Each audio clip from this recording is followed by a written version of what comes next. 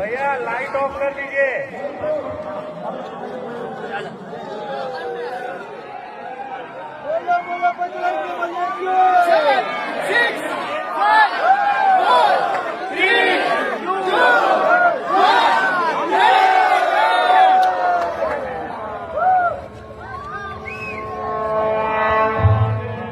సర్వ మానవాళికి రక్షకుడు, మనకు కొండంత అండగా నిలిచేవాడు, మనసులో తలచిన వెంటనే గుండెల నిండా ధైర్యాన్ని నింపగలిగే మహాయోధుడు, అభయహస్తంతో ఎల్లవేళలా మనల్ని కాపాడే ఆ పవనపుత్రుడి ఇప్పుడు మనసారా స్తుతించుకుంటూ శ్రీ పంచముఖ ఆంజనేయ స్వామిగా అవతారమెత్తిన కథ దృశ్య రూపంలో తిలకిద్దాం రండి.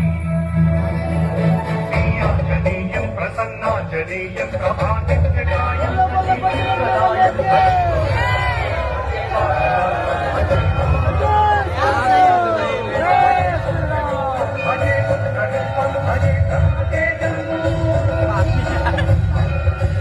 అది రామాయణ మహాయుద్ధం.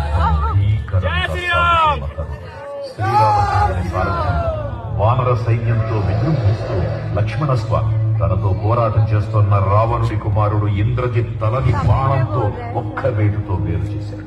ఇంద్రజిత్ మరణ వార్త విన్న రావణుడు ఆవేశంతో ఊగిపోయాడు. ప్రతీకారం కోసం పాతాళ లోకాధిపతి తన సోదరుడు అయినటువంటి మహిరావణుడి సహకారం కోరాడు.